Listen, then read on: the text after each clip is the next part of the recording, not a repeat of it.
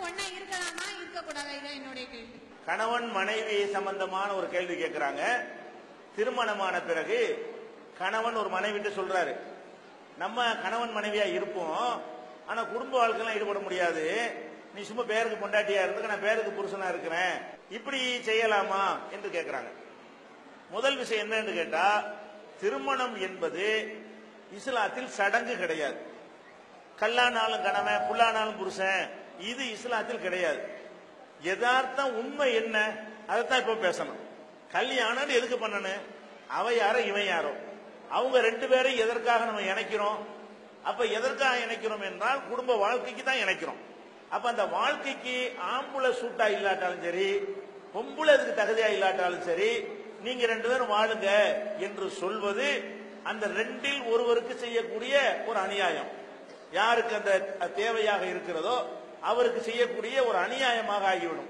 அப்ப எல்லா விதமான அநியாயங்களில் இருந்து நம்ம என்ன செய்யணும்? விலகி இருக்க வேண்டும்.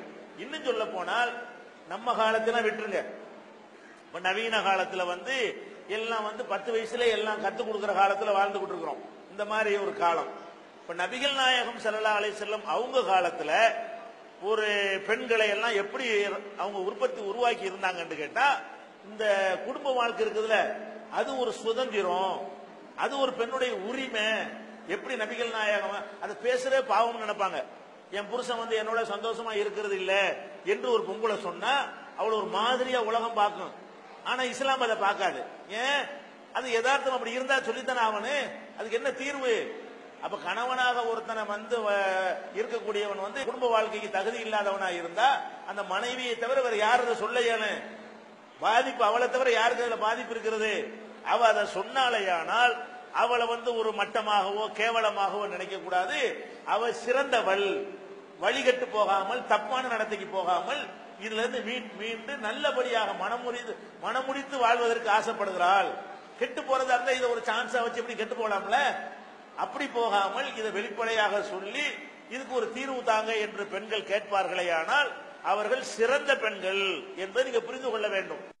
மாநில பொதுக்குழு இன்ஷா அல்லாஹ் எதிர்வரும் 30/1/2011 நாள் காலை 10:30 மணிக்கு சேலம் நேரு கலையரங்கம் பழைய பேருந்து நிலையம் அருகில் நடைபெற இருக்கும் மாநில பொதுக்குழுவின் அழைப்புதல்கள் மாவட்ட தலைமையகத்திற்கு அனுப்பப்பட்டுவிட்டன. பொதுக்குழு உறுப்பினர்கள் தாங்கள் சார்ந்துள்ள மாவட்ட தலைமையகத்தில் பெற்றுக் கொள்ளவும், கிடைக்கப்பெறாதவர்கள் உடனடியாக மாநில தலைமையை தொடர்பு கொள்ளுமாறு கேட்டுக் கொள்கின்றோம். சம்சுலுகா மேலாண்மை குழு தலைவர். யுனானி மருத்துவம் தான் நோயை குணப்படுத்தும், உடலையும் வலுப்படுத்தும். யுனானினா ரபானி, ரபானினா யுனானி. டாக்டர் ஹக்கீம் SA சையத் சத்தாரின் ரபானி வைத்தியசாலா, ராயப்பேட்டா, சென்னை.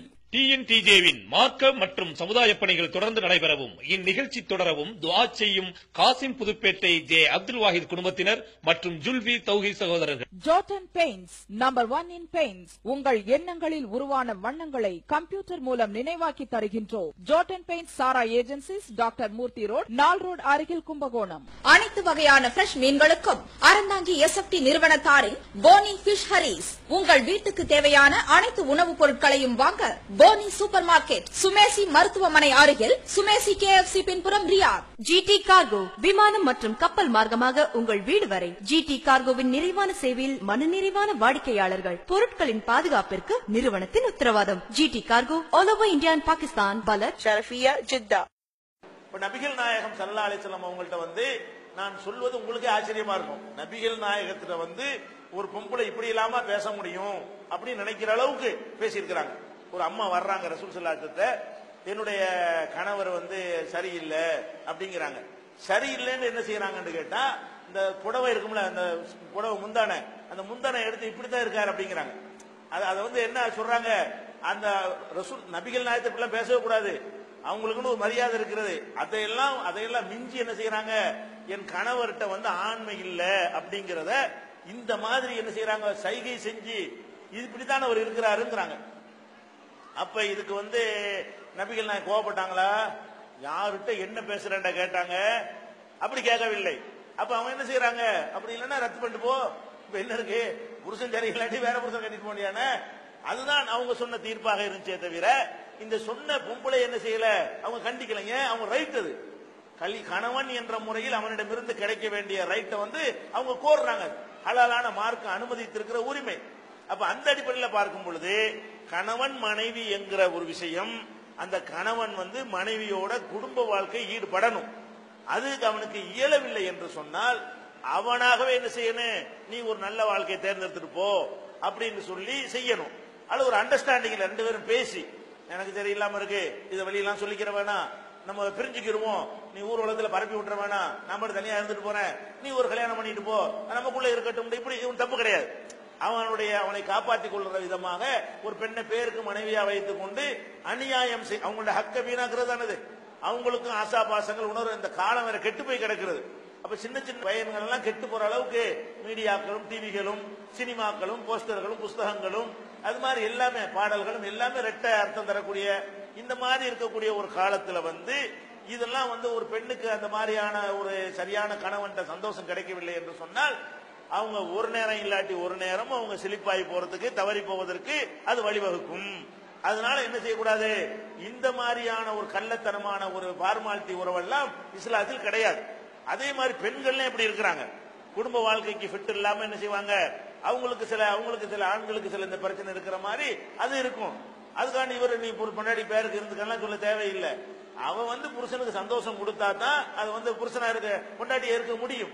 அப்ப ரெண்டு பேருமே அந்த குடும்ப வாழ்க்கை ஃபர்ஸ்ட், மற்ற இதெல்லாம் விட்டுருங்க, சம்பாதிக்க மாட்டேங்கிறான், காசு கம்மியா தர்றான், திட்டுறான் போறாங்க, சின்ன சின்ன மேட்டர்கள். அது உங்களுக்கு சக்தி இருந்தா சகிச்சுக்கலாம். உங்களுக்கு சக்தி பொறுத்துக்கொள்ள இயலுமானால் அவன் 100 ரூபாய் தர இடத்துல 50 ரூபாய் தர்றானா சகிச்சுட்டு போங்க, அது உங்களை சார்ந்த விஷயம். அடிக்கிறான் திட்டுறான்னா சகிச்சுட்டு போங்க, அது உங்களை சார்ந்த விஷயம். அது கூட நீ கிளைம் பண்ணலாம், அது கூட எனக்கு பிடிக்கல, இவன் சரியில்லைன்னு நீங்க சொல்லி கேட்கலாம். ஆனால் இதை சகிக்க இயலுமா? நீங்க சகிச்சாலும் உடல் சகிக்குமா? எல்லாருடைய உடலும் சகிக்குமா? அப்படி ஒரு காலத்தில் நம்ம வாழ்ந்து கொண்டிருக்கிறோம். அப்ப நபிகள் நாயகம் காலத்திலே அந்த மாதிரி பெண்கள் தங்களுடைய உரிமைக்காக இன்னொரு பெண் வர்றாங்க, நபிகள் நாயகத்தை சொல்றாங்க, நான் என்னுடைய கணவரோட வாழ விரும்பல. என்ன காரணம்? அவருடைய நடத்தையில் நான் குறை காணவில்லை, அவருடைய இஸ்லாமிய பண்புகளில் நான் ஒரு குறை காணவில்லை. ஒலாக்கின்னி அக்ரஹுல் குஃப்ர பில் இஸ்லாம், இஸ்லாத்துல இருந்து கொண்டே நான் தப்பு செய்து விடுவேனோ என்று பயப்படுகிறேன். அந்த அம்மா மாதிரி இல்லை, இது ஒரு டைப்பா சொல்லுது. இது என்ன சொல்லுது, ஆளு நல்ல ஆள் தான், நல்ல குணசாலியா இருக்கிறாரு, அதுல எல்லாம் ஒண்ணும் கிடையாது, நான் அவரோட இருந்தா நான் கெட்டு போயிருவேன் அப்படின்னு என்ன அர்த்தம்? குடும்ப வாழ்க்கை இல்லைன்னு அர்த்தம். அதை எப்படி ஒரு பக்குவமா அந்த அம்மா என்ன செய்யறாங்க, நபிகள் நாயகத்துல சொல்றாங்க. அவங்க என்ன செய்யறாங்க, உனக்கு தந்த மகரை நீ திருப்பி கொடுத்து விட்டு நீ பிரிந்து கொள்கிறாயான்னு கேட்கறாங்க. அந்த அம்மா சரின்ற உடனே 2 பேரும் பிரிச்சு விடுறாங்க. ஏன், எது கல்யாணம் அது இருக்கணும். அதனால கல்யாணங்கிறது இஸ்லாத்தை பொறுத்த வரைக்கும் பிரிக்க முடியாத பந்தம்ங்கிறது கிடையாது. இது இருந்தா தான் கல்யாணம். கணவன் மனைவிங்கிற முறையில இந்த சந்தோஷம் ஒருத்தரிடமிருந்து ஒருத்தர் கிடைத்தால் மட்டும்தான் அதுக்கு பேர் கல்யாணமே தவிர நடிக்கிறது, போர்வை போத்திக்கிறது, பேருக்கு இங்க மனைவின்னு வைத்துக் கொண்டு ஊர் மேய்கிறது, அது பேரு கணவன் வைத்துக் கொண்டு ஊர், அதெல்லாம் அங்க அந்த விளையாட்டுக்கு இஸ்லாத்தில் இடம் கிடையாது. சட்டப்படி ஒருத்தனை புருஷன் ஆக்கிட்டு போ, சட்டப்படி ஒருத்தனை பொண்டாடி ஆகிட்டு போ, அப்படிதான் நீங்க செய்யணுமே தவிர பேருக்கு நம்ம 2 பேரும் இருந்துக்கிறோம்னா அப்ப தேவைக்கு என்ன பண்றது? பேருக்கு 2 பேரும் இருந்துக்கிறீங்க, தேவைக்கு என்ன பண்றதுன்னு வெளியே போறதுன்னு அர்த்தம். அதுக்கு அது இஸ்லாத்துல ஒத்துக்கிறாரு. இஸ்லாம் எல்லாமே வெளிப்படையா, யாரும் யாரை ஏமாத்தாம குடும்ப வாழ்க்கையில கூட ஒருத்தர் உண்மையாளரா இருக்கணுமா இல்லையா? இவனுக்காக அட்ஜஸ்ட் பண்ண வேண்டிய அவசியம் என்னங்கிறேன். பிள்ளையா அப்பனை அட்ஜஸ்ட் பண்றதுக்கு தகப்பனை அட்ஜஸ்ட் பண்ணலாம், தாயை அட்ஜஸ்ட் பண்ணலாம், கூட வந்த தம்பி அண்ணனை ரத்த நம்ம இல்லைன்னு ஆயிடக்கூடாது. இல்ல அண்ணங்கிற அண்ணன் இல்லாம போயிருவாரா? அப்ப நம்ம பிடிக்கலன்னு அப்ப வேற அப்பனை ஆக்கிட முடியுமா? அப்படிப்பட்ட உறவா இது? இது ஒரு தேவைக்கு ஏற்படுத்தின உறவு.